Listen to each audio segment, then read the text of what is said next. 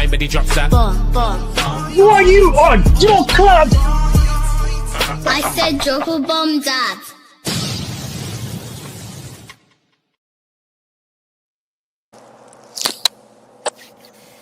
Yo! Hello and welcome to the Reckless Roundtable. Oh, actually, yeah, hold on. Your fan has just got louder. Oh, hold that. Yeah, so, again, sorry, let's go back again. Welcome to the Reckless Roundtable. Here with myself, Abs N2N. Waj was there, but he's disappeared for a moment. Riri and Sir Sheikh AOJJ is here as well in the building. I am so happy to be around so much richness in the shows while I'm in struggling and poor. But guys, give me hope. Hope everyone's having a good time, good weekend. Hope you're feeling good. 5 games unbeaten. You should be feeling good. Well, better than we have been for the last, let's say 18 months at least. And let's just go straight into it. Let's go straight into the game reaction. Man United versus Tottenham, 2-2. We did an equalizing goal with 10 men on the pitch. Who wants to go first? I'm leaving it. Who wants to go first? Who wants to talk about the game first? I'm going to be jumping in here and here. I think since Riri's on the clock, we should let her go first in case she had to go at any time. That's a great decision, Sheikh. Game reaction. Again, first half, we looked really good. Second half, we looked like we went into the dressing room and took some acetaminophen or something and came back out. You know?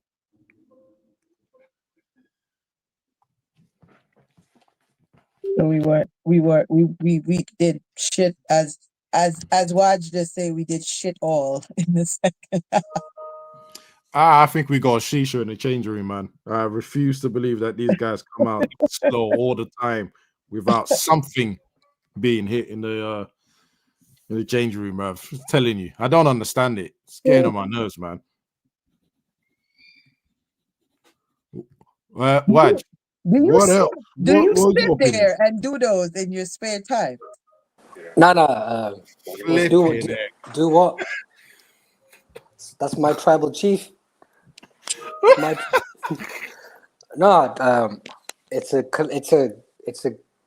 It's a community of vibes.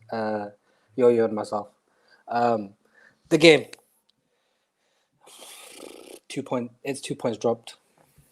It's straight up. It is 2 points dropped. We should have won that game. It is a disgusting performance.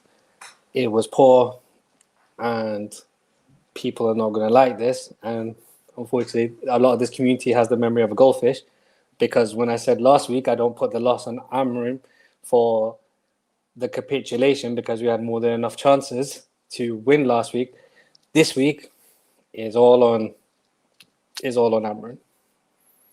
Oh, please do explain further, because I'm interested. You're talking about my manager up here, manager of the month, manager. I need to hear this. You mean? Swear. You know you're shameless, right? Of course I am. But sis, I think your meeting's going on.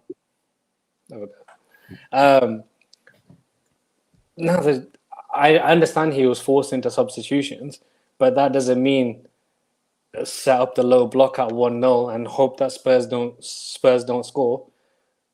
After the goal, we had nothing. We did nothing. We were absolutely diabolical. I don't know what it's going to take for Cunha to be subbed off a pitch. I'm glad Abs doesn't have that background. You know, let's celebrate Cunha. Let's celebrate Cunha. You know, big bad Cunha. Yeah, big Brazilian Cunha. Yeah, that fucking favela merchant who does fuck all. Yeah. Well, no. Where's him in the background? You know, my manager and all this. Hey, I celebrate the package that I ordered, right? If you remember, since none of you remember, The package was Embuemo and Cunha. No, Whilst no. one of them is doing most of the work at this precise moment, One of them is doing all the work. everyone seems to forget that I also mentioned him. Yeah? Garnacho has more goals and assists than Cunha does. I'm not worried about that. I don't deal Big with Garnacho anymore. Just saying. big bad Yeah? specialist. Anyway, well, This we'll get man. to that. We'll get into that later. We'll get into It's in my package, yeah? Cool. I don't have that much time. Yeah, I think he's set up not to win. He's set to defend the 1-0 win, thinking he could scam the 1-0 win like Spurs did in the Europa final. And I don't know what agreement this guy has with Benjamin Netanyahu, because clearly he's been offered a hotel plaza in Gaza if he can't beat the fucking Jews. But that's just me. Wow. No, he needs to hold that. Wow. No, he needs to hold that. JJ, do you mind taking over and just This freshening man up a is little bit? why just gonna get us in trouble, man. Like I've got a wife, I've got 2 kids. I hope none of you have a Samsung. That's all I'm gonna say. But anyway, It's gonna get us in trouble. I do. But seriously though, I picked up on something. Even I have no problem with a coach setting us up to, you know what, let's be defensive and win the game out. But then I want to know what's the instruction to the players, right?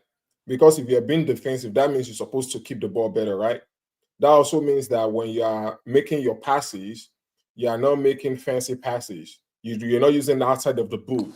You're using the inside of the boot. You are passing to the closest man to you, right? You're trying to keep the ball away as much as possible, you know, from the other team. And the way we played, we didn't look like we were actually playing together to just, you know, to be resolute and win this game 1-0. I looked at somebody like Bruno up the middle, right? You had the chance. You had a chance to play to Ugarte that was right to your right. Instead of that, you're giving an outside the boot pass over to Mason Mount. And then we lost the ball. Boom, boom, boom. That is how the goal that was scored by Tell. You know, that was the way that goal happened. There are other decisions where you had Mazraoui in space. Instead of, you know, playing into him in space, you're coming back into the I know traffic. exactly what you're talking about. Yeah, Bro, yeah. you understand? And that is where, because, you know, I already moved from like, you know, I'm no longer on that. It's this we shall say, okay, you've done a couple of good things. Let's try to see the way this plays out moving forward. And I'm disappointed, not just in this game, but also even the last game, right? I'm very disappointed because guess what? We're about to hit a stretch in a month where we're going to lose the whole of our right side. This is the chance where we could have solid points. Like, yo, you know, in the middle of the game, you see us, they show that live table, and we are second. I'm like, okay. They've got to stop doing it. They have to stop doing that. Yeah, bro, man. That's 2 weeks. That's 2 weeks in a row, yeah? It's shown as a second. It's shown as a second. Bro, there's 2 weeks in a row we've not finished second. They are torturing me, bro. Like, and I'm just looking at it from, all right, you know, because at the end of the day, it's about points, right? I was on a show yesterday night. I was clowning one of my Liverpool friends just over goal difference, just to be able to say, you know what, I'm 7 years old, right? So it's about point. And 2 weeks in a row, and it's like, you know, during Ten Hag season, we always do these. United plays for 20 minutes. We play well for 20 minutes. And the remaining 70 minutes is like, we lose our head. Now we are back in, okay, we're going to play for 70 minutes. That is good. But there's going to be a 20-minute stretch where we just lose our head in that 20-minute stretch. Yep. How do you concede 2 goals in 2 weeks in a row? And both goals were under 5 to 7 minutes? In back-to-back weeks, like what happened during the week? Did they? Because I know in the NFL, when you mess up like that, they're gonna sit you guys down, and they will go through the plays. Like, okay, what is happening? Who is messing up this place? And I saw a comment that came into the chat recently right now, which is one of the things that have been in my head. The rate at which we are conceding goals is scary. And sorry, JJ, just to answer your question. Yes, sir. either Sunday. So normally the day after a match day is normally a day off. But when they go into Monday, they'll go into the brand new shiny analysis room that they built, the new Carrington, and Abs can speak it as well. You do break down the plays that went well, even the improvements on goal scoring and stuff. So every single week, they will be going through how they conceded the goals, Yep. without question. So, Yep, so, without so, so question. why are we having the judgment lapse then? Because, like, remember, like, because I mean, once again, I'm not trying to. The most I've played when it comes to football is, maybe a couple of semi-pro competition where I did pick up and stuff like that. When you concede, and I know Abs, you coach. When you concede one goal, what do you do for the next 5-10 minutes as a team? Well, so I'm gonna answer that, but I do think there was a little bit of a difference between this game than Nottingham Forest. And why I say that is, correct me if I'm wrong, when we conceded the first goal, we had 10 men on the field. Sorry, 11 men on the field. When we conceded the second one, we had 10. Yeah, 10. So that is a bit of a problem. That's a little bit of an excuse. I disagree. I disagree. You have to take into consideration at least. Here's why.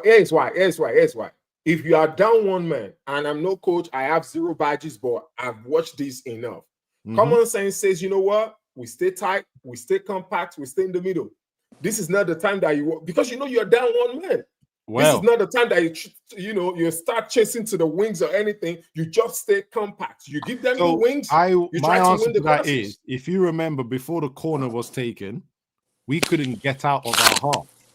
Even when we did have considered good possession of the ball, we couldn't get out of our half.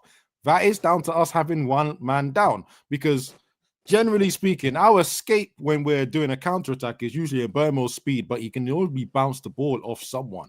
At that point, it was just him. And actually, in that situation, sometimes our fantastic captain does too much because he feels like he has to in that situation. The second goal, I have to say, I think I don't want to be harsh about the second goal, because I have got a problem with it, but I don't want to be harsh. And the reason why I say that is Ugarte has gone for the challenge, as he should. Yes, he's got bodied and he's taken some steps backwards. That's the only reason Charleston is onside. My 2 gripes is, one, none of the defensive line looked over their shoulder to see where Ugarte was, or just to check that their line is correct.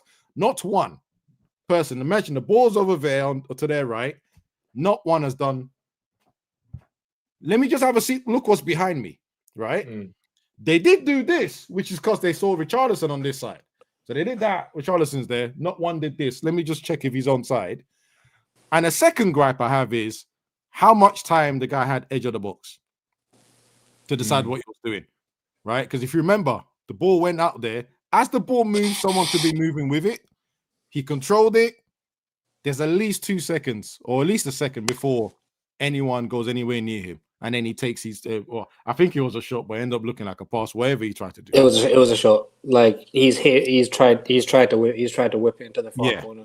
That's what I thought as well. Because some people are trying to talk like that was a pass, and I that's didn't not. believe it. There is no chance in hell that is a fucking pass. You don't need no badges. Any person at any level can see he has tried to whip that into the far corner. Whoever said that's a pass, brother, you'd be surprised what everything says. But anyway, so I look at that, and then obviously Richarlison's in space. My only problem is, and I'm just saying this name, I'm not actually blaming him, right? But the first person I noticed that puts their hands up to say offside is De Ligt. Brother, you should have checked. You should have checked. Because anyone that saw the force that Ugarte got hit and the amount of steps he took, the only way he could have, I'm sure this might be right, but I might be wrong. The only way that Ugarte could have played Richarlison offside is by walking off the pitch. Yeah. So if he had run off the byline, he's no longer considered in play because he's off the pitch where you're considered offside. Right. So instead of running out, if he runs, it's a scumbag move. It is a totally scumbag move but Richarlison is then offside because Ugarte is off the field of play. Yeah, That takes a level of only thing you can awareness have that I done. don't But even even think then, that he has in that moment, though. and this is what I'm about to say. Even then, I've had to think really hard if that actually comes to play. I've asked other people, does that come in play? If he had gone off the pitch, would they have been offside? So obviously, I don't think he's going to think that in a moment. He's trying to get back instead. That's why I have a gripe with our back line, because everyone stood in the line and no one checked to see, hey, has Ugarte recovered? No, I'm just going to assume he's recovered, whilst also not closing down the guy on the edge of the box. So I do think sometimes the bit of me is like the second goal is unlucky. Yeah, a little bit. the second goal was... First goal was the one I have a problem with. I agree with you. The first goal is the one I have a problem with. I have a big problem with it. I have never seen Tel control the ball under pressure like that before in my life. It just always had to be underneath someone that I've been calling out. I can't believe he got that turn off. And then we also look at the cross beforehand, because I'm glad KG done it this morning. Too many people are quick to point a finger at Ugarte. As a defensive midfielder, he chased the player down on the ball. The player passes it out wide. As a midfielder, technically, you've done your job. He's gone out wide. He hasn't come inside. He's then placed himself somewhere where he can effect the pass. Pass has gone between him and Euro, because he's looking at the player that's just lost the ball. Ahmad has not gone to close the cross down properly, which, by the way, is actually some systematic problem with our team. We seem to be useless at closing down crosses. It's a systematic problem with our... Yeah, but in fairness, okay, it's a systematic problem. It's a systematic problem with the people at the 10s and the wing backs, because Cunha did it last week. Ahmad consistently does it. Ahmad consistently does it, right? Mm-hmm. Because unfortunately, I know everyone was saying, "Oh, this guy loves making wingers into wing backs," but that's the cost of it, yeah. But that's the cost, right? Which is you have gone through an academy system. You have gone through an academy system. You have gone through your entire footballing life not having to really block the cross, because you have never designated that. It was Cunha was out for last week, and as I said, Ahmad is systematic, and unfortunately, Ahmad's side seems to be the one where the crosses come from the most. But even our left wing back side, that's what I was about to say. I think Shaw also did it last week. Good, because the reason why I said it was systematic, not only because of the tactical aspect of it, but even when we're playing 4 at the back, Delo doesn't stop crosses. Luke Shaw doesn't stop crosses at left back.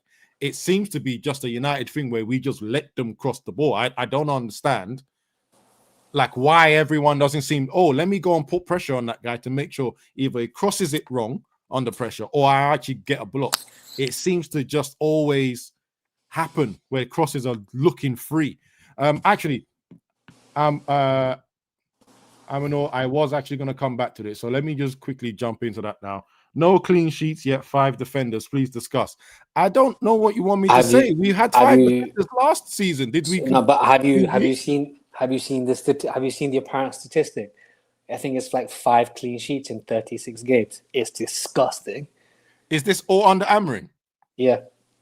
Is anyone surprised? Because we win a lot of games last season. What were you expecting? You need to forget all of last season. It doesn't exist. That was in another universe.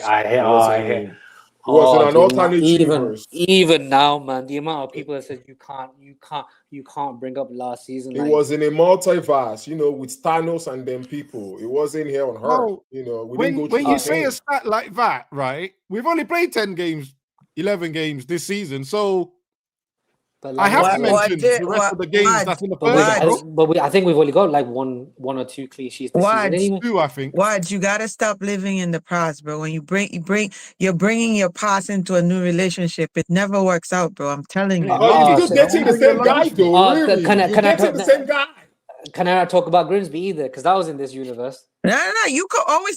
Listen. Grimsby happened. Definitely happened. I would. For me, Grimsby is on the list of shit that we did this season. 100%. But for me, you can't. I'm not clumping all of that shit that happened last season into this season. First of all, it's not the same goalkeeper.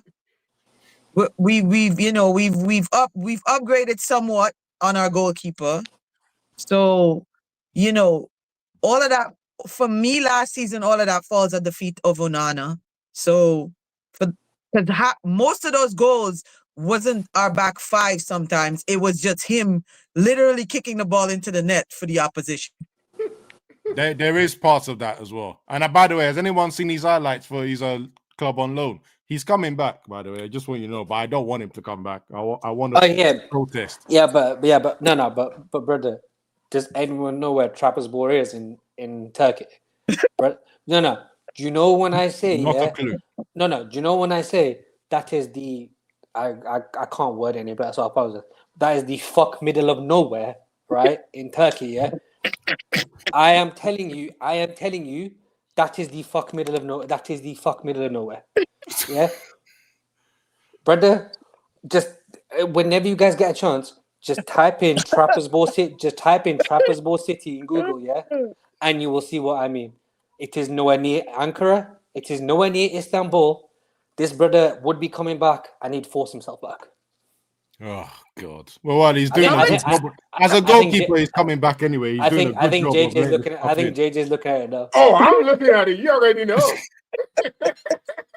to read this out, I remember Speaking saying that. Oh, go on, Riri. Finish off. No, I was just gonna ask. Speaking of him, how much more years does he have on his contract with us? I believe it's two or three. Yeah. That was the royal screw up, C's. He was a royal screw. That's because of that criminal. All I know is that it's going to matter when it goes to the AFCON. It's going to do us a big favor. 2 to 3 games you guys our players are coming back. Listen, start. You two have to stop doing that, because the way that AFCON qualification works, yeah, Mbeumo's gone for at least 4 games. Oh yeah, it's three teams in the league of 4. Just don't worry about it. They're going through to the next round. So it's the top 2 teams from each group. I think there's 6 groups, and then it's the 4 and then it's the 4 best third place teams from the 6 groups. Yeah, so he's not coming early. He has to have a royal. By the way, he would have to have a royal screw up, and then you have to think that the manager doesn't drop him after he does a screw up. He barely started last. He was gonna get dropped for his cousin anyway. That's the thing. Yeah. So K Flow just dropped a little message. Thank you very much, K Flow. I remember saying that pre-season. White flagged it as well. We don't deal with crosses at all, and that's why I said it's a systematic thing, because it's got to be something to do in their training. It's got to be do something with their training, because there's so many players that just seem to watch someone cross the ball is really getting on my nerves. It's jarring a lot. But they switch for some reason. But this is even before the the Brazil the Portuguese manager that we have. Yeah, 100%. Because during the bald phase, we were not taking crosses either. I gotta go out again. I'll be back. And I'm not trying to. And this is not the Peter versus Abs delete. This conversation, right? I think that shot, the first goal that we considered, that was on delete, right? It was. So if I want to be an arsehole, I would say it's at least 75. The shot. It was the one that was a lot on it. The shot itself is on delay, because the way Mateus Tell spins him out of his boots like a Tasmanian devil, right? The shot itself, but you could be honest. But again, defensively, there is a number of systematic issues. Another one of the main ones being why no one in this team wants to fucking pick up a booking when we are getting hunted down. Why does no one want to do a professional foul and just pick up a booking? I don't know if they're scared to pay the fine that you get paid, because so for people who have never played any level of football, if you get booked, the FA send you a fine, and if you don't pay the fine, you are then suspended until you pay the fine. However, the FA don't have a tier system when it comes to the fine. So the cost of the fine is the same all the way through the divisions. £12. Yeah. So it's £12, right? It is £12 for a booking. Right? So there's a number of systems, and look, Stratford Leeds has got it, but it's not just Ugarte. There's another systematic issue where this club, if we are chasing, or we're on a 2v2 or 3v2 or 2v1 or whatever the situation is, no one wants to just kick someone out of their shins. Because here's All the right, thing, right? and pick up the booking. What we said about Ugarte earlier on, I was okay. He flushed the ball, made whoever was holding the ball, played to the right side. But then when he crossed in, the ball went through Ahmad, went through Euro, and then it ends up at Tell, who's on the lick. But yeah, and my question is, and I'm not trying to be overly critical. If you are a perennial centre back, shouldn't you force player to their weak foot? Shouldn't that be the goal? Like, if you're going to defend whoever you are defending, shouldn't you? You would 100% rather they go out wide and make a pass through the middle, right? 100%. That's why I didn't understand when people were blaming Ugarte, because I thought, well, he's got it right. He sent him out wide.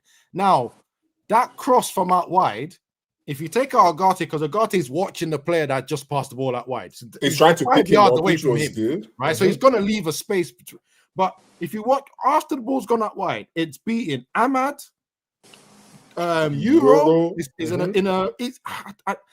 an okay position, but if you're reading the flight of the ball, you would take a step, wouldn't you? That's what I'm thinking. And then, of course, my man spun the defender like a Beyblade and then taking a shot.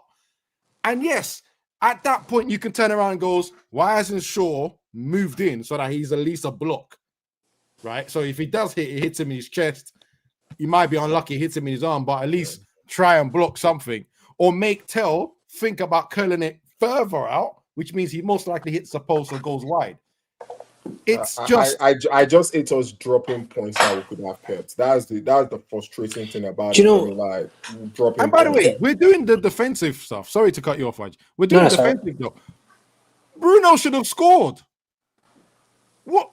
It's a simple lobby he had to do for a man of his quality that everyone bigs up. After he chest controlled that pass from Ahmad, I'm expecting that to hit the target. I am fully expecting that to hit the target. And he's just skied it over. Well, not sky, but he's definitely gone over. Right? And then, of course, we have to come to this young lad. I know he's under a lot of pressure. And for some reason, the media have decided to stick it on him because he plays for United, whilst Abdi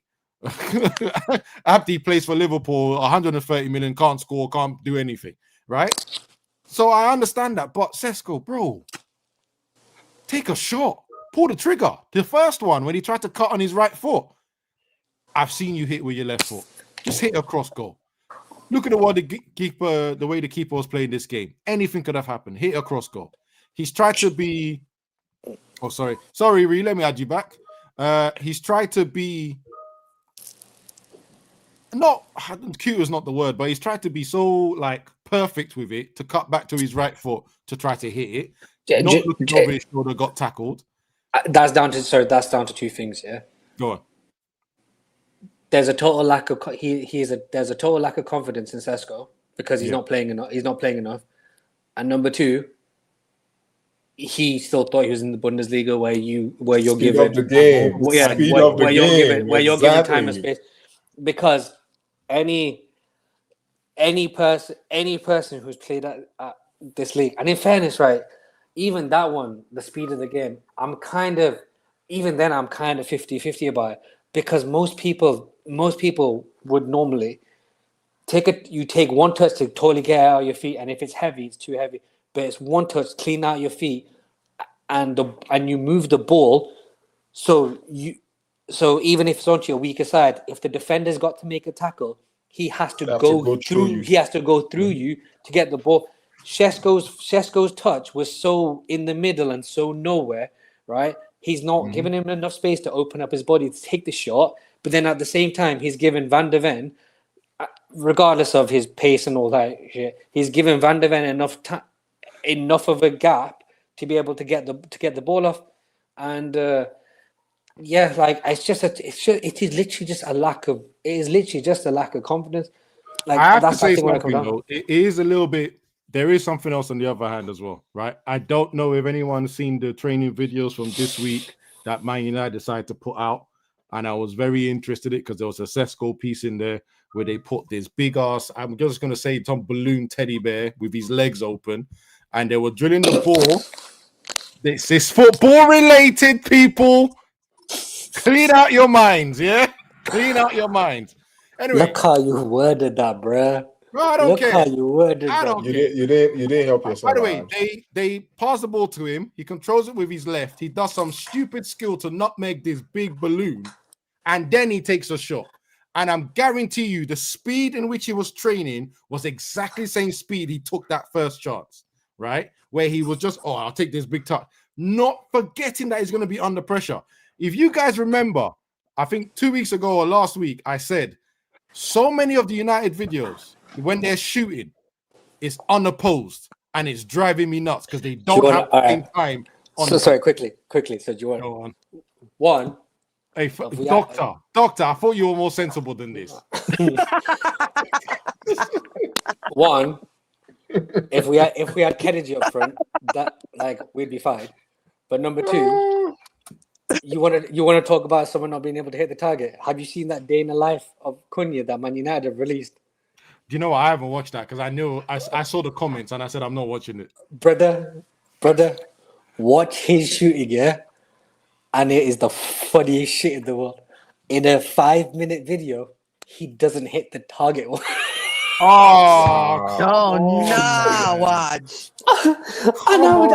And I'm just dying. Why would they release that though? I'm just like, he can't hit the target once in a 5-minute training video, bruh. They've got at one point, they've got the GoPro. You can put the GoPro on your chest and you got the pitch view like they do right. At one point, they've got him on pitch view, and he slips while taking this shot, and you just see the GoPro up in the air on the ball. I'm really surprised you didn't take a video of that, and I'm preparing for this. No, bro, because the Cunha thing is just boring at this point. I only told you to hold because you're tired. I've only carried on because you mentioned me when I wasn't on the show, and I'm petty as all hell. I'm done with it now. Like that video, I don't know why Man United will post that video. Post other aspects of the training. Post other aspects of the training. Post other aspects of the training. Still, like the gym work, the mechanisms, all that. Bro, don't post his shooting. And look, I'm not even making this show. You see the comments. Doctor seen it. Manesh seen it. Like, bro, I'm not doing it. That is crazy. That is really crazy. Okay. To be fair. Oh no, it's got United sign on. It's like you showing a basketball player how to shoot around, and they never make one shot in the basket, and you still posted that. That was bad. All right, guys. You know what? Keep talking. I'm just taking a screenshot of this so everyone can see it. I'm gonna load it up. What I was talking about. So here's why I was saying speed up the game, because I tried watching that replay a few times, and it was also the confidence a little bit. The way I even think if Bruno was trying to have Sesko eat that ball the first time, he kind of underhit that pass. Right? Yeah, no, I agree. Right?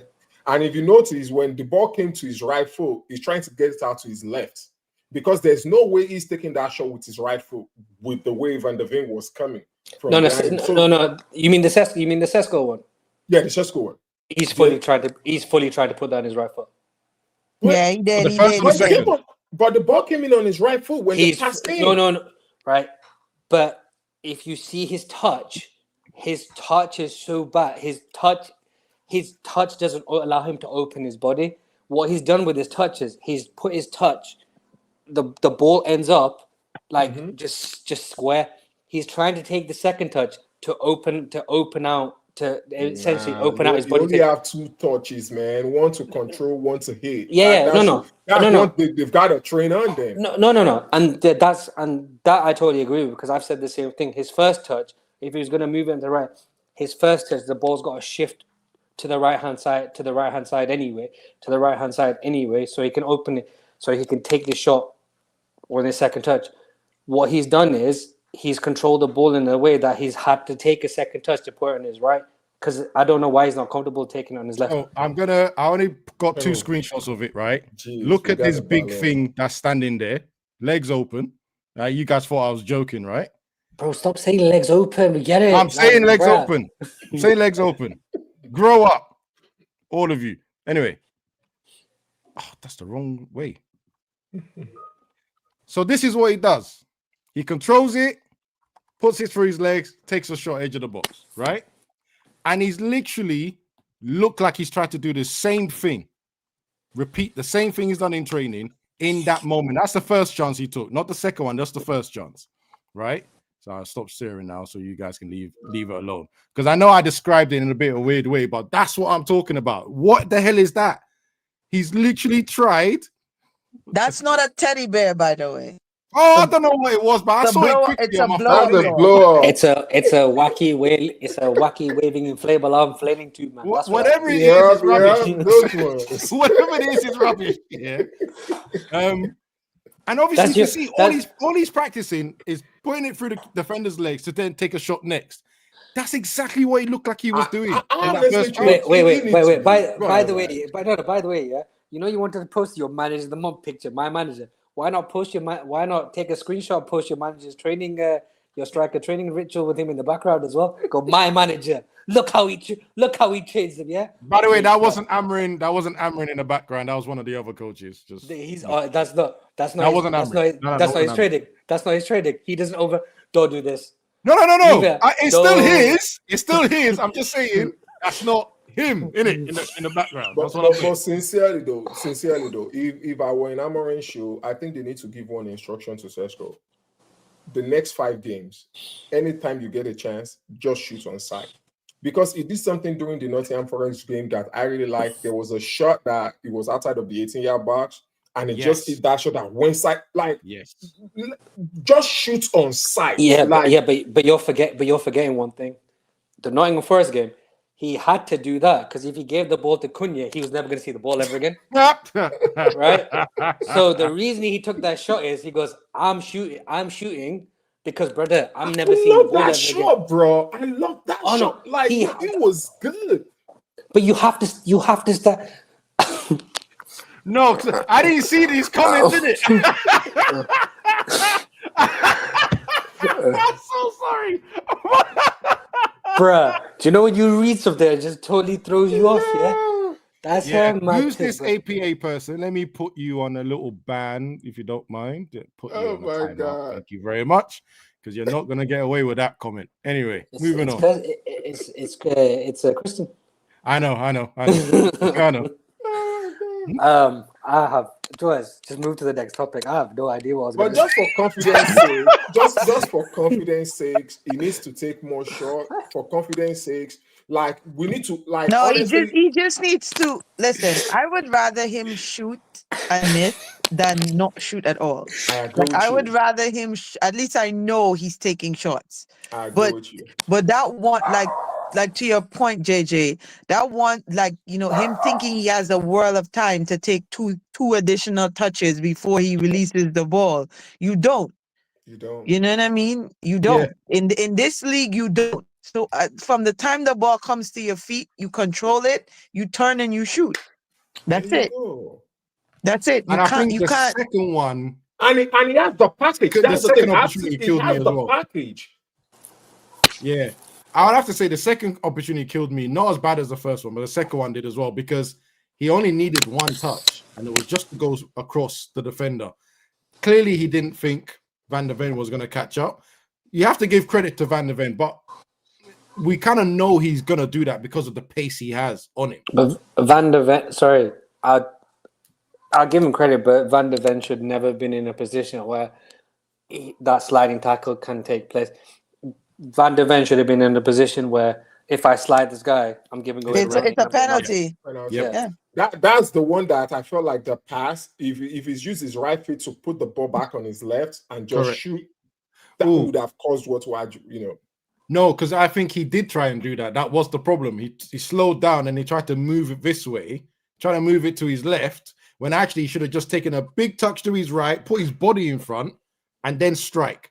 I think that second touch. I think when he slowed down, taking that second touch, like I said, I think he's tried to shift it right to open up the Because he only shooting took one shot. open up the shoot He to only open up took the one. shooting angle. He only took one touch on that play. And He that only means took one must be touch. a bad touch then, or He a wa- bad decision. yeah, he did. Like, because I even kind of felt like the ball was on the E, because like just with the pace, and the keeper was already coming out too.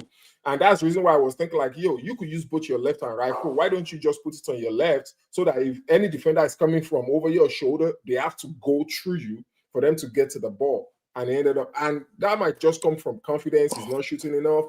Next 5 games, anytime the ball come, just shoot. Well, it depends. And one more thing. That depends if he's not injured. I'm saying that depends if he's not injured or not. If he's not injured, yeah. And if there's one more thing they need to mandate, if there's one more thing they need to mandate, every half there need to be at least 3 crosses to the box. Just for he's 6'5", for God's sake. Oh, actually, that you have made such a great point. Because why has Ahmad been able to find our smallest attacker on the pitch, but not a single one of these clowns, right? Confined for 6'4", 6'5" striker with a 7'2" leap. And thank you. Which means if you put the ball high enough, he's the only one getting to that ball. No, but to be fair though, and I was getting real frustrated in that game. Bruno needs to come off for corners. I'm sorry. He needs to come off of corners. Every corner that Bruno took in that game did not go past the front post. Except the last one will be. Except the last one for the lid. Except the last one for the lid. But we don't really have. I was literally about to say on the right hand side, we have a Mbomo that takes it, right? But his corners have been dog shit as well. Yeah, his corners too have not been like. You don't have a set piece taker, and that's the truth about it. The only person I've seen like kind of consistently putting a decent ball and across is Ahmad. And even then it's semi-consistent. I have a solution. Kennedy, United need to go and kidnap Declan Rice, and Declan Rice needs to have a seminar for our crossers. Kennedy's Ladu as well. See, I didn't know what that meant. I couldn't figure it out, so I just left it. Ladu is sweet. It's a very, very sweet Indian dish. It's a very, very sweet Indian dish. But it's still funny as hell, though. What did he say? I can't see. Watch. What did he say? No, it just says his name, Kennedy London. By the way, yeah, if we have Kennedy, we win 12-0. I'm just saying, my shooter. Mashallah. My shooter. Vibe seems to think that Lily would have got more goals. She probably has more goals. What the hell? That's it. We're gonna stop there. Next topic. Oh shit! Yeah, I don't want JJ blaming me for something. Next topic. All right, let's next topic. Second topic is. I thought we've been discussing this problem. Oh no, not in the detail. Not enough for this. Not enough. I mean, for us to be the ones to bring it up, so that must be it's heavy now, huh? Oh right. So imagine, right? Obviously, my channel is slightly different to what I've said on KG's one. I haven't actually put a number on what I expected from the package of Mbuemo and Cunha. Yeah. I wasn't one of those people that said, oh, they're going to add the 30 goals that they scored last season to us. I wasn't that silly. But what I did say is, on my channel, I was very specific. I said 10 GAs each, probably moving to 15. And as of today, on my own channel, I said, you know what? Let me reduce Cunha's one to 5 and increasing the Mbuemo's one to 15. Damn. Because I have no faith that this man is going to get to double figures. GA. That's assists and goals, by the way. My biggest problem with him is, and I've been ignoring it for a while, trying to defend him. But Saturday's game, when I was rewatching it today, I just thought, pass the fucking ball. Just pass the ball. There's so many times he gets the ball, he dribbles, then he runs into trouble. Or he's trying to win a foul, then loses a ball, or he's trying to go in between two people. And as I pointed out today earlier, I said, I don't see him as having the technical abilities to be able to squeeze himself between two players. Not like, I'll use this as an example, what Doku was doing for Man City. I don't think he has the speed or the technical ability to do that. I do think he's a powerful runner on the ball. So if someone's trying to knock him off, he can keep running. But, whoa, why am I flip-flopping when it's the first time that I've changed my mind?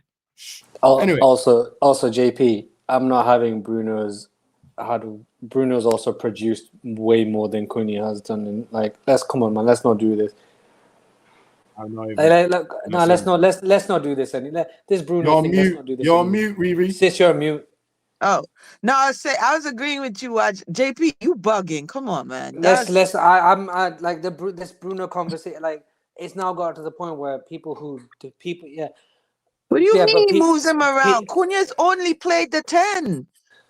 And people he's moved him out of but that false nine narrative don't even. Oh no! Actually, because funny enough, the point I want to finish on, and why you'd love this, because we did have a conversation about this before, and I did pretend I didn't know. I did know. I did. Yeah, I know you did, because there's a reason we have football conversations. Yeah. So one of the main problems I have, and this manager is, in my mind, setting traps for himself, is playing Cunha as a number 9. Yes, it worked once against Liverpool. But even when I say it worked, I don't know if I can say it worked perfectly, right? No, I don't even think that was on Cunha as much as it was on Mount.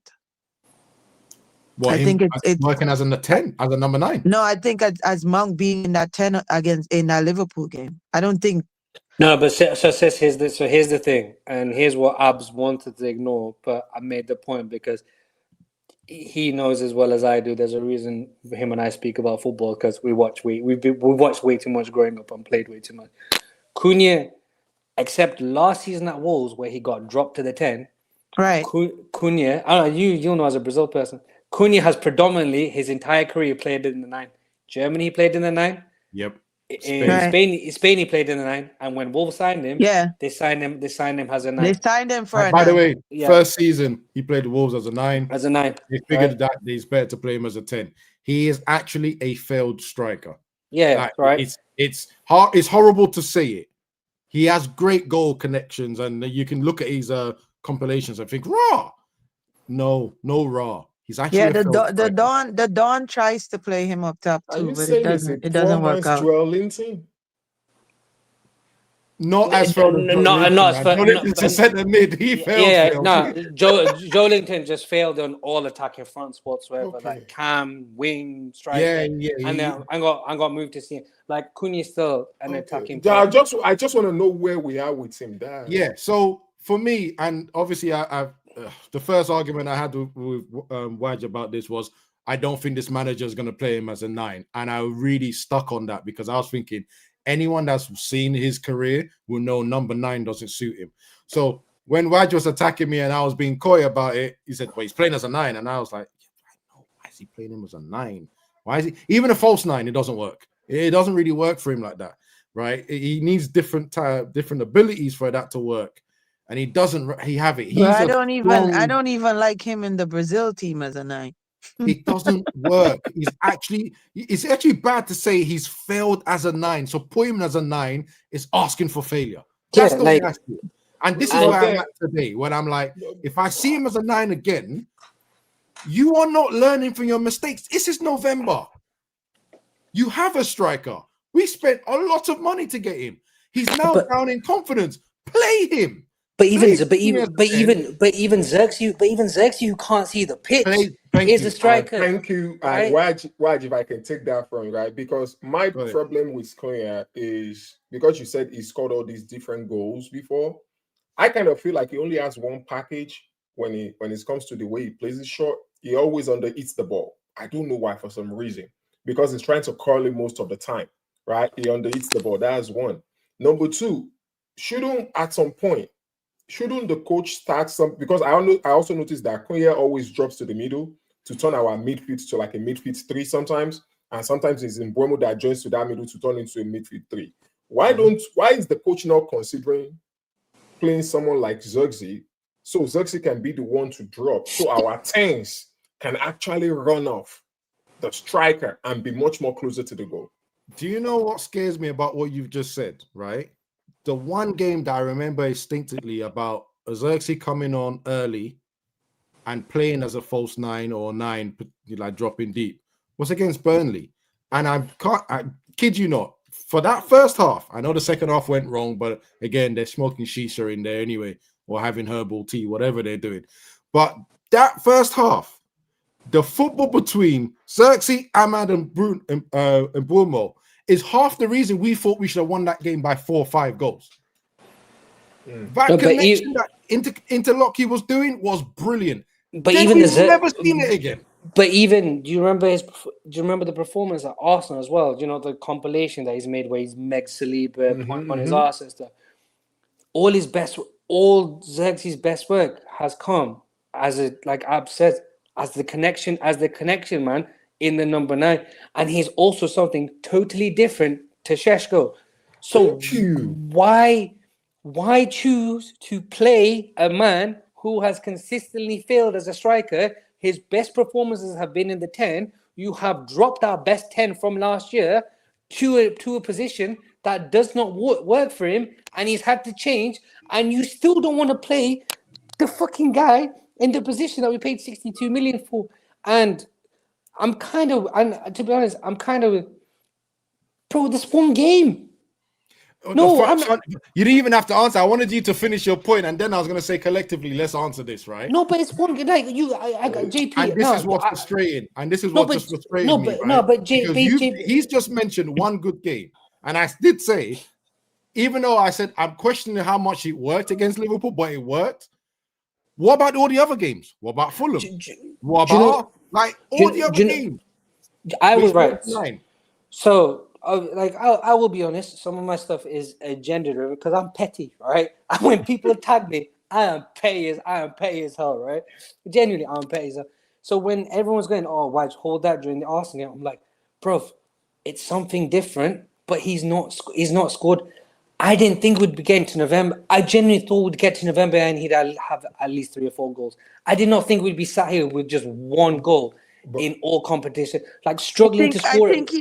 I honestly think he's trying too hard. I think if he slows down and just play regular football, you're trying too hard. And when you try too hard, that's when you know your mistakes become, you know. So really, is it very, a very player problem, or is it also a coach problem? Because I'm looking at a coach that I don't think it's a coach problem. I think it's a player problem. He's come to the club that he wanted to be at, and he wants to make an impression on this club. And you have the guy that came with you out here, you know, putting in goals left and right, and you know. And you're on the other side, he's on the right, you're supposed to be on the left, and it's supposed to be, you know, a 1-2 punch. And right now it's just the one jab. Can I even add to that, yeah? But Mbeumo scored playing on his side as well. But again, that adds to my point, because then the guy throwing the right jab goes over to the left and throws the left jab, and you're on that left, and you can't even throw a proper left jab. So I'm not. Hold on. JP. I'm not having. He's not a GA player. That is literally what we fucking signed him for. Nah, come on. Now, Abs, come on. What are we doing here now? JP is not just moving the goalposts. JP is moving the whole stadium. Agree, Riri. He's trying to prove he belongs at where he's not a G. What are we doing? We've spent 60. JP is moving the whole stadium. He's not moving come on, man. No. So that's not where my point was going. I wasn't going to say we literally bought him because of his production at Wolves. Come on, JP, you're better. Come on, JP, man, you're better. Yeah. But so what I'm just the reason why I'm looking at the coach is at the end of the day, let's go back to Monday morning post game, right? Or is it Tuesday morning? We're looking at all of the things. Monday morning. It'll be Monday morning. Monday morning. You've seen the way your player is struggling, week in, week out, doing too much, right? Taking unadvised shots, trying to dribble through 2-3 people, right? Dropping down, which I think is instruction based. shouldn't the coach, and especially when we are looking for a way to win, a way to score more goals, a way to unlock the other opponent's attack, shouldn't the coach also have more tools within his to say, you know what, hey, I know we are using what's his name, Sheshko as a target man. All right, let's bring in somebody that is no longer going to be the target man. He's going to be the drop guy, so that maybe we can have their center back, follow our striker out, and it can put a gap between the fullbacks and the center back. Because that's what I see when I watch these games sometimes. Sorry, I got slightly distracted by this question over here, which we've scored. Because it rattled me a little bit. We've scored 19 goals in 11 games. I'm 100% sure we scored more goals now than we did last season at this same time. I'm almost 100% sure. We have more goals now. Because I'm sitting here thinking 4 against Brighton, 2 against Liverpool. Bearing in mind, we barely ever score against Liverpool. 2 against Tottenham. 2 against Sunderland, none conceded. 2 against Forest. 2 against Forest. I'm 100% sure we scored more this season. I can't even remember us scoring 4 goals last season, apart from before Amorim himself. Post Amorim, maybe. Sorry. Got to forget last season. Sorry, guys. Let's just stop even counting last season because I don't know how to answer that question. But so we got 1 against Fulham, 1 against Brighton, 3 against Southampton, 2 against Brentford. 1, 2, 3, 4, 5, 6, 7, 8, 9. We scored 10 goals in 10 games last year. Okay, cool. I hope that answers your question, JP, because because I know. Because you know what? Earlier today, when I realized, I said, why are we on top of Liverpool? I said, 19 goals. You know what it is? JP's working too hard, man. And he needs a vacation. So he's pretty much a Korean right now. He needs a vacation. Working too hard. JP's been working too hard. He needs a vacation. His brain is mush. JP, I've got an answer to that, right? And I'm going to take... I'm going to let Charles speak to you. All of that is good, yeah. I want GA. All of that is good, yeah. I want GA. All of that is good, yeah. I want GA. Cool. That's it. GA, man. He wants GA. We want GA. We want GA. Yeah, we want GA. I mean, I like his effort. Like just like I said during the Liverpool game, nobody buys a player to run around the pitch. Exactly. Yeah, and that's what I'm trying to say. But you still got to. By the way, that's why most of us hate Mount, because he just runs around the pitch, drives me nuts until he pulls. Yeah, but if Mount is, but to be fair, if Mount is put into a position to score, he will score. Yeah. It takes better shots too, by the way. He takes better shots. He has some nice goals. Funny enough, he needs to be working with Sesko because mostly in the box he takes 2 touches. 1 touch to turn or whatever. One touch to control and the next one is bang. That's it. Yeah. He does it instinctively. I wouldn't exactly call him money mace, but he does have his uses sometimes. Yeah, I've watched him, the 2 goals that he scored, and it's one control and then the next one is straight fire. The first one for the season, that one, I don't think anybody expect that was gonna go into the net. That the cross that crossed into the ball, just drop it down and it took the shot. Hey, that was a good one. All right, so I think we've covered that so much that Wajid is gone. He's happy with the destruction of Cunha. And me admitting that I may have got him wrong a little bit. Don't get me wrong, I've still given him chance, but he also manager needs to help.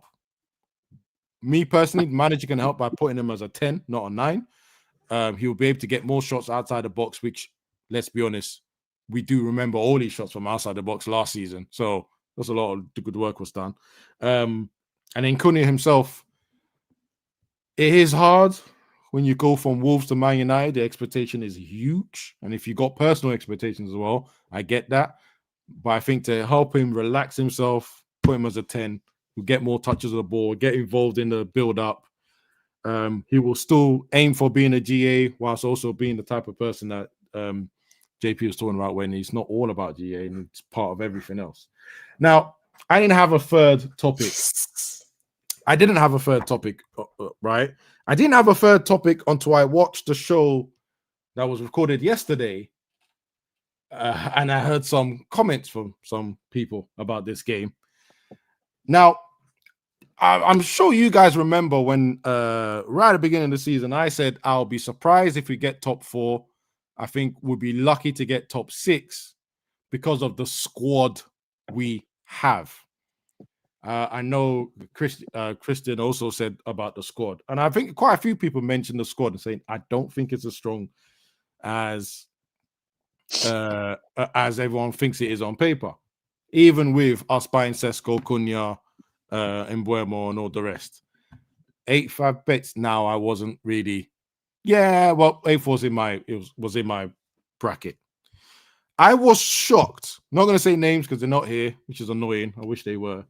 I was shocked to hear in that conversation, and I know Yo-Yo lost his head, which I loved, because as I was listening to it, I also wanted to lose my head. So glad I didn't watch that live, because I'm yet to watch that show. What day was that? It was yesterday. I think it was the group chat. Was it a group chat? I think it was a group chat episode. That's on membership. Okay. Right? Yo-Yo came in there and screamed and said, all these people, all these scholars are just for yapping sake. And I felt it. Even though people try and call me a scholar, I felt that. Because, I'm not saying names. I know you just type a name in there. I always like to make the man defend himself. So that's why I'm not saying names. But it wasn't just him. People are talking about of the drop down of intensity when we get from halftime. That one I can put on the manager and the players because I'm confused about that. But the one that confuses me the most is the subs. Guys, have you looked at our subs bench? Why are you surprised that the level drops when, for instance, Casemiro comes off the pitch? Have you seen Casemiro's CV? Have you seen how Casemiro played when he was younger? Have you seen how long he's played football? I don't think people watch. No, but you see, Abs, that's where you're wrong because you and I probably watched Casemiro play. A lot of people have not watched Casemiro play. You and I probably have. There's a lot of this United fan base, unless you're like a football lover, not just a Manchester United lover. You wouldn't have watched Casemiro play. That's why when some people talk about him, I laugh because. Hold on, Riri. What? You're telling me these people didn't watch Champions League? Quarterfinals, semi-finals, finals. That's but watching Champions League, it's not weekend. That's my point. That's to JJ. That's what JJ is watching Champions League every other week. And watching Champions League when Real played Manchester United, which wasn't every week, depending on who got knocked out back then. So it's a small sample size to watch him play, but because a lot of people talk about but Cass can't run. Cass was never a runner. He never had to. Yeah, he had more energy, yes, when he was younger, but he had was energy, but he didn't have to. He still didn't have to run. Yeah, he stayed there. He stayed there. What surprises me is people expecting. So, for instance, I'm just throwing a name out. If a Mbuemo gets taken off and someone replaces him, are you surprised that the drop is going to happen? Now, imagine Casemiro also being taken off with Mbuemo, for instance, and then being replaced by Ugarte. No disrespect to Ugarte. He doesn't really read the game. They're two different players, though. They read the game differently. So if I may to that, right? Yeah, go ahead.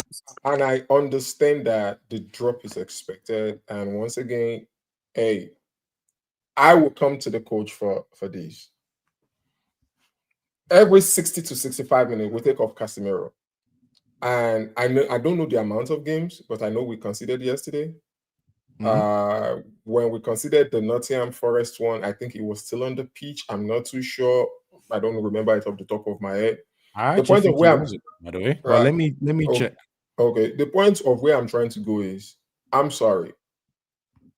When they take off players, our manager needs to be flexible enough to make sure that you don't just put in Ugarte in for Casemiro and expect him to play the same way Casemiro is playing. You've got to package something around him to make him look good in the instructions that he's giving, in the way people should play or the way people move around here and there.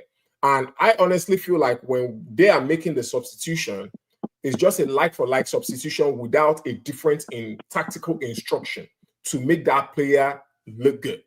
I don't feel like there's any nuance to Let me ask you Good. something. I'm glad you bit. Yeah, because that was my second question, because Wrap Up was saying some things as well that maybe concern me. I just want to ask you two questions. Yes, sir. One, do you think that when Ugarte comes on, he's been given the same instructions as Casemiro?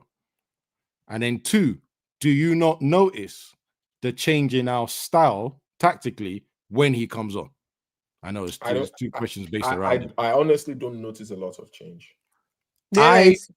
Oh, there is. Because I noticed straight away that Ugarte doesn't do any running. He literally stays in front of the back four. And also, I also think that's where Bruno goes wild. That's basically exactly where Bruno goes wild. I also think Bruno is meant to stay deep with him. Something irks me about, because that first goal, whilst everyone was blaming Ugarte, that was on Bruno. On Bruno. And all Bruno had to do in coaching, if your back's towards the goal, where we're going to shoot, and you haven't done this to see the picture behind you, you set. It's called a set. You pass it to the guy that you can see. Then you make your body position better so you can see the next play. Bruno does, every time I see him, he doesn't just set back to Ugarte for Ugarte to then open the game and just go to the right. He always wants to flick it in behind, or some turns into trouble. Hollywood pass. Some beautiful pass. And that goal, that goal that happened, I just looked at him and said, but why have you tried to force it to Mount? He forced it to Sesko, or was it forced to Mount? It was Mount. And then Mount is not expecting it. He's now stretching and trying to do outside of his right foot to Sesko. Blind pass. 2 blind passes when it's only 1-0, when you could have just passed it back, and Ugarte is sitting there in space. The moment the ball breaks down, Tottenham found the one player that was in space in that midfield. He's the one that picked the ball up and went to go and travel. I'm looking at Bruno and Mount for that. Why? Why have you done that pass? Now, I'm saying to you, if Casemiro was standing there, Bruno passes to Casemiro. That's not the manager's fault. So that's on Bruno. But I was going to say to you, so tactically it changes, but their brain doesn't switch off to say, this is no longer Casemiro I'm passing to. This is Ugarte, who can't pass the ball 2 feet in front of him. But he didn't even pass to Ugarte at all, though. He didn't pass to Ugarte. He made the wrong, and that's what I was saying, really. So here's one thing, and the reason why I was, and I know we were talking about whether he make adjustment, but since Abs went back to Bruno, as a player, right, there are certain type of passes that you shouldn't make it difficult for the receiving player for when that pass came out. You understand? When you're passing to your teammate, number one, he passed with the outside of his boot. That's the first thing, right? And if all he had done was opened up his body, Ugarte was literally standing right next to him, and there was nobody pressing Ugarte. That was the right pass. But for some reason, his brain was on this, let me flick it with the outside of my boot. Now, it wasn't even straight to the feet of Mount. Mount had to stretch for that ball, and boom, they got the ball from Mount. And that's my problem. But to come back to it, I don't feel like when we make those changes, when those subs comes up, which haven't been a lot of subs, is like, okay, Mount comes on, Ugarte comes on for Cass. Yeah. What is the instruction that will make us still play well so that the drop doesn't constantly lead to us conceding a goal? I'm stuck. I'll be honest with you. On that one, I'm stuck, right? Because one of the things that people complained about is we go too defensive sometimes. And I'll be honest, my only thought process, especially when you put someone like Ugarte on, is to switch the counter-attack. because that's where he will thrive as an individual. That's where our team will thrive, to go counter-attacking, which means we have to be defend. We have to drop off a little bit. You can't keep playing the attacking football that you want to play when one of your midfielders, the key positions, can't play that football. Casemiro can play that football. He can also do his defensive job, and he's smart enough to know when to press and who to press when you're pressing. And remember, he has to always do the opposite of Bruno, which, as you can tell, is probably a very difficult job if you're not smart enough. So a lot of times I see Bruno's gone somewhere and then Casemiro just goes to the other side, opposite, right? And then marks the person that's most likely going to receive the ball if they bypass Bruno. Ugarte doesn't have that thinking. So the captain has to go, I know what your strengths and weaknesses is. I have to change and be a little bit more safer, a little bit more sensible when I'm playing with you. Now, if the captain goes and do what captain does, I'm looking at going, what's going on? You know, the way Ugarte was coming on with his instruction, then he needs to bring an extra paper with an instruction for Bruno. That's what I was saying. Bruno's mind is not switching off from the player that's on the field, because he just played 60 minutes with Cass and he knows, you know what I mean? This guy, if I pass it to him, he's going to find another player. He's going to find a pass. Yeah. Or whatever the case may be. Yeah. But with Ugarte now, he has to think before he passes the ball. Ugarte, unfortunately, I know all the data about him beforehand that he used to do a lot of long passes and all the rest of that malarkey, right? But the Ugarte I'm seeing now, he needs 10-yard passes. 10? Max. I know. Well, he's a professional fucking football player that gets paid my yearly salary in a week.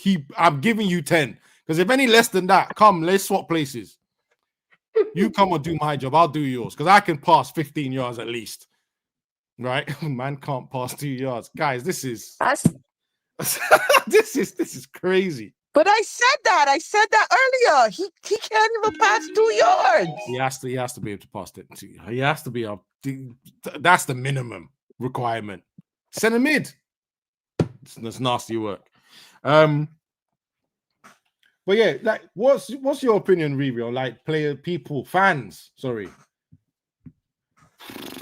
that seem to be having this thought process and this complaining that the manager doesn't make the right subs, even though doesn't really have much to do. I'm sorry. I would like them to be the manager for a day. You want? Hey, JJ, before you log off, do you want to say your last bit? Oh, you're on mute, big man. Apologies, my phone rang, so I didn't want that to, because of my side businesses. I think lucky Waji's not here. Your side businesses is taking your kids to baseball practice. Stop your nonsense. Oh, baseball season is over actually. So we're about to register for another sport that is going to take our flag football. The mom won't allow. My wife won't allow. Flag is not dangerous. I don't know. Maybe we'll try that. He actually loves football. My niece played flag. Flag is not dangerous. That's all he wants us to watch on Sundays. So he's like, American football, of course, he's an American kid. So I have to teach him that there's football and then there's American football. Trying to teach him that now. But yeah, my boss just called. But anyway, real quick, I just realized what you done there. Well done. Well done. Because if you had said soccer, you were coming out of this. Exactly. I'm learning. I tried it, Abs. It didn't come on. I didn't buy.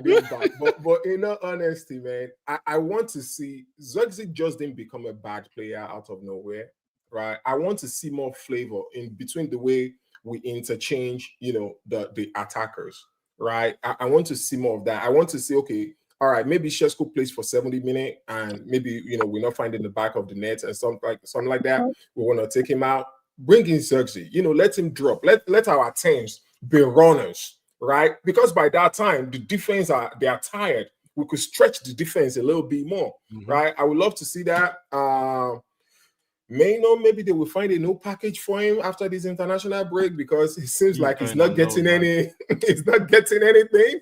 So and not just because of the coach, I think he has a fault of his own just because he's limited within this formation. That's just the honest truth. We can defend. He's my golden boy. I like him to death, but he's limited in this setup. That's just the honest truth. You understand? So I would love to see Sheshko, and the AFCON is coming. These players, they've got to play, and we don't want them to come in cold, get injured, we not win games, and that's gonna really suck for us. Yep. Yeah. I agree. They even need to be playing or gone because when AFCON comes, we're losing our two. Yeah, Bruno's still our most creative player, but we're losing two key players. Three, yo, these really. people are funny, man. They got taekwondo, they got swimming. Yo, it costs money, y'all. Why are you? You know what? Why are you entertaining these people? Peace and love, y'all. Take care, everybody. Stay blessed, man. You know what? Since there's only two of us, that makes a really good time for us to start heading towards the end. So brilliant, brilliant timing. Right, I am disappointed the other guys not turning up because I wanted one of them to be here, cause chaos, but he's not. But today has been a humbling day. Yeah, today has been really humbling because I have had to just accept that Cunha or the manager or both are not doing what I expected. It's really annoying. I really like that, guys. I think Cunha more so than the manager at this point, because to be fair, yes, I hear people talking about the subs, but we already have a very light team. We have a 20-something man squad. That's it. Yeah. Compared to all these other teams that have, a very stacked bench and whatever. Really, let me let you know. Let me tell you. Let me read out the bench for the game against Spurs. Yeah, it was Delo. He came on. We don't ever want him to come on again. It was Mount. He came on. Yeah, it was Xerxes. Yeah, he should play more games. Euro. Yes. Ugarte. Well, everyone started blaming him for nothing. Haven, young player. Sesko came off injured. Jack Fletcher. Mm-hmm. And everyone is surprised that the team went down a little bit when the subs came on. But that's what I'm saying, though. Like, you have to be realistic. So this is my thing, Abs. I don't mind constructive criticism on the manager when it's fair. But with a bench like that, what exactly did you want him to do? Again, right from the beginning, when I saw the squad, I said we'll be top 6, top 8 to top 6 is my aim. Everyone said, give me top 4. I'm still not changing that. No, but I did. Well, when we started this, when you took over and we started doing this, I said 6. I said 6. There's certain men in this community saying, oh, if he doesn't get top 4, then he's got to go and whatever. But and they're entitled to their opinion. I'm not knocking their opinion, but at the same time, you have to be realistic. Yep. And if come January we don't get a DM and we don't get a left left wing back. Oh yeah, a proper left wing back. If we don't get those, at least those two positions. If we don't get either a loan or a cheap buy come January, it's going to be a tough sell to get top 4. So I have seen some people on Twitter, fans on Twitter, did the analytical ones talking about Diego Leon, and I'm just saying it. No, that kid needs some time to adapt to the culture, to adapt to the pace of the Prem, even if it's on the 21s or whatever. He needs time. Yep. I would like to see him over the summer next year and see how much he's improved. But the little bit that I saw at that preseason game at MetLife, he's not ready. He did well against Tottenham on the 23s, but I'll be honest with you. When I do watch those games, I don't respect it. So No, but he played against, what was that game at MetLife? Was that West Ham we played? Yeah. Well, preseason past that, because the No, but I'm Tottenham saying game even under at 23s, preseason he didn't he look wasn't ready. Yeah. No. He's 17. So that's what I'm saying. Let the kid acclimate himself. Let him get, some games under his belt, under his notch, some notches on his belt, and then maybe look at him next summer to see if we can bring him up. But for right now, we definitely need a DM in our midfield for when Casemiro comes off every 60 minutes. Do you know Casemiro has the most tackles of any Manchester United player for the season? I'm not even sure. The only game, No, by the I'm way, telling you, I'm not asking he you. does. He does. Yes. The guy is a legend for a reason.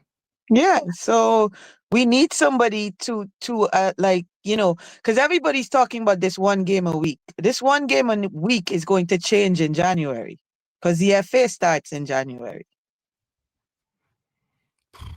So that's going to change. Yeah. And if we go deep into the FA, so definitely gonna need someone. Oh, your camera's gone. Oh yeah, it's my laptop. All Fell right. asleep. All right. Okay. Thank you very much.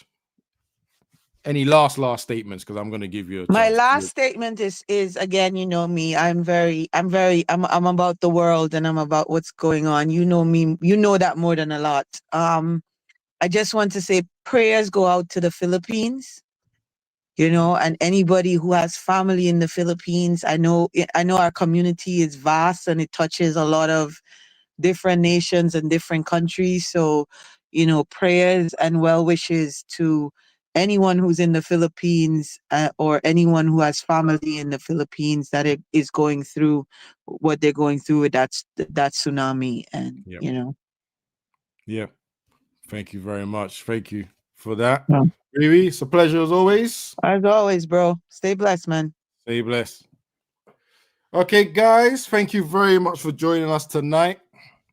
Wasn't as packed, but the quality never went down, in my opinion. You get me? Had some sensible people today. We talked some good stuff. And I didn't actually troll the lit as much as I thought I would. So it's a good show. It's a very good show. Thanks for joining us. Possibly see you next week, Monday. I don't know about next week, Monday. In fact, let me see if any of you know players' birthdays. Yeah. Me and him might not be here next week, Monday. Figure that out. Adios. Drop a bomb. Back with a vengeance. KG's back with an entrance. Big up to those in attendance. Look at this. Reds come together like Tetris. No rules, this one's reckless. None can compare with the KG done. Better take it when he drops that. Going on reckless, just it's on. It's that time when he drops that. Bomb. Who are you on? Your club! I said drop a bomb, Dad.